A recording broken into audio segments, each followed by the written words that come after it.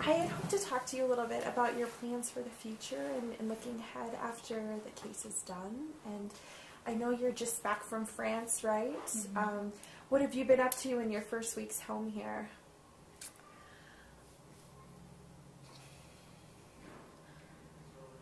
I have just been working on readjusting the time difference, spending some time with my family.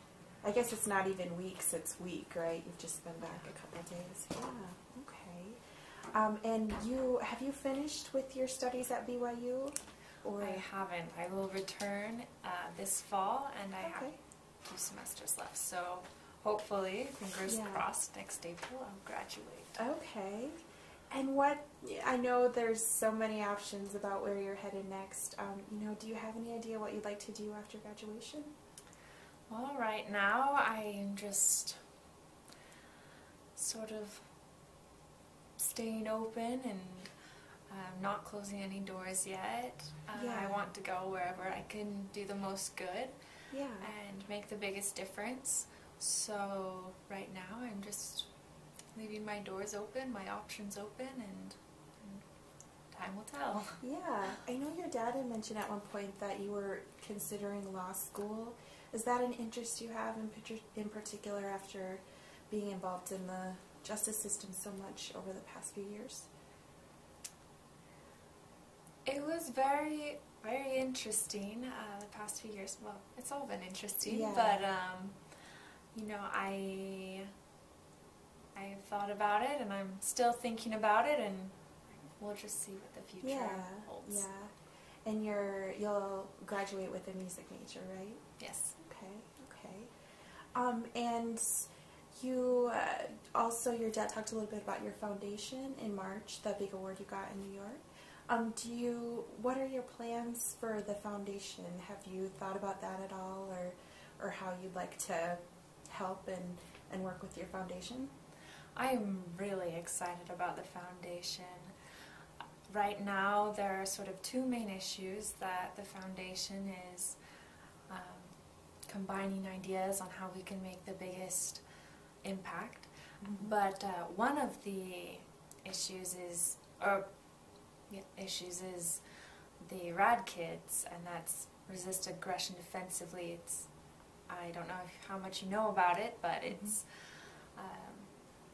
it teaches children that they have options, and it's more than just teaching, it's more than just talking, it's doing, it's physical action.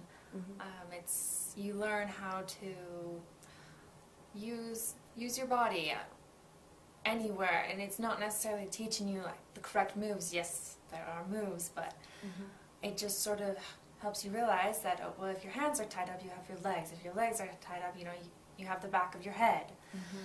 So it's really incredible, and I would like to see it implemented into every elementary school in America, just like the DARE program is in 5th grade. RAD Kids, I think it should be the exact same, because knowing how to survive and knowing how to escape if you're ever put in that position is so much more important than, well, for instance, reading and math and science, those are absolutely important, but if you're kidnapped, if you're raped and killed, math and science and reading, they're not going to do anything for you. It's done.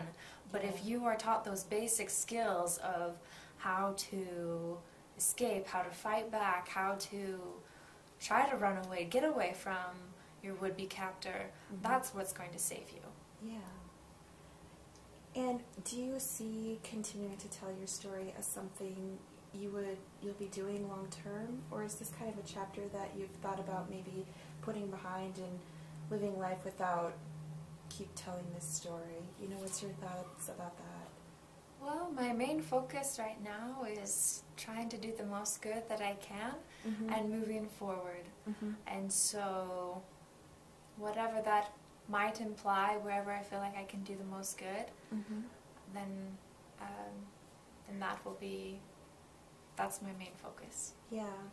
And you've spent so much of your childhood and young adulthood just in the shadow of this case and moving through. Are you looking forward to seeing an end of sorts coming on Tuesday with the sentencing? Does it allow you to gain any sort of closure to move ahead and do different things with your life? You know, I am very excited to have it be done, but also something that's exciting is that May 25th, not only is it the end of my ordeal, but it's also National Missing Children's Day. Okay. And so I'm hoping that it will be able to reach out and help other victims, other children, other survivors speak out about what's happened to them and give them new hope and courage to take a stand. Yeah. So I'm really excited about that. Do you have any plans to celebrate with your family Tuesday, just to mark the end of this? I'm sure not just for you, but it's been a long journey for your family from start to finish. Do you guys have any special plans to commemorate the day? I think the most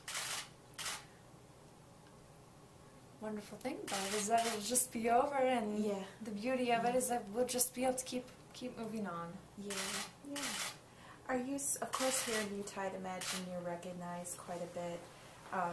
How do you react to people? Do people still come up to you all these years later and say, "You're Elizabeth Smart," and do they offer you any sort of words or anything?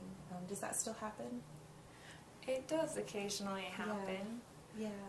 But so many people did so much for me and for my family, and I hope that, because there are such wonderful people in this world, I hope that people continue to do wonderful things for other children that are out there that are missing from their families. Yeah. And so it's not an imposition. Yeah. Did people recognize you in France? Did they, or was your mission a chance to be in another country where they weren't as quick to recognize you? My mission. How do we put it into words? It was an incredible experience, and I met so many wonderful people, and one of the most amazing things about it was seeing how a person's life could be completely changed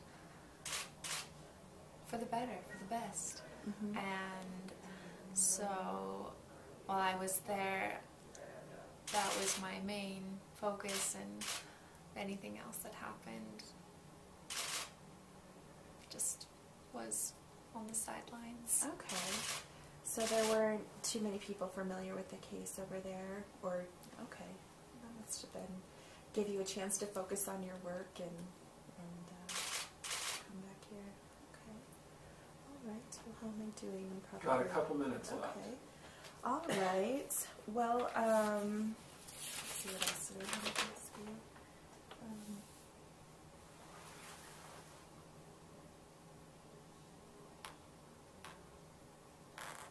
I just wanted to ask you, of course you've shared a lot about, or Utah's gotten a lot to know you through the case. What are some of the things you enjoy just doing as a person that you might want to share, what are the sorts of things you do with your college friends and hang out outside of all this world that you're pulled into on so many different occasions? Just the regular things that every other 23-year-old does. Yeah. Jeez. Just spending time with my family. Yeah. Do you have any special plans for the summer? Are you guys going on any trips with your family, or big plans after this is done? I think we're just taking it as it comes, relaxing, enjoying the summer. I just came back from France, so I'm not. I'm not feeling too pressed to go travel too much more right now. Yeah. But. And have you had a steady support group from your friends at BYU while this has all been going on? Have you made new friends there who've supported you throughout this experience in court? There have been so many people who have supported me and loved me and prayed for me. Yeah. I could never say thank you enough. Yeah. Yeah. Okay. All right. Well, great. Well, I sure appreciate your time, and thank you so much for willing to talk to us all today. It's been really nice, and it was so nice to meet you. So, thank you again. Thanks for doing this. Yeah.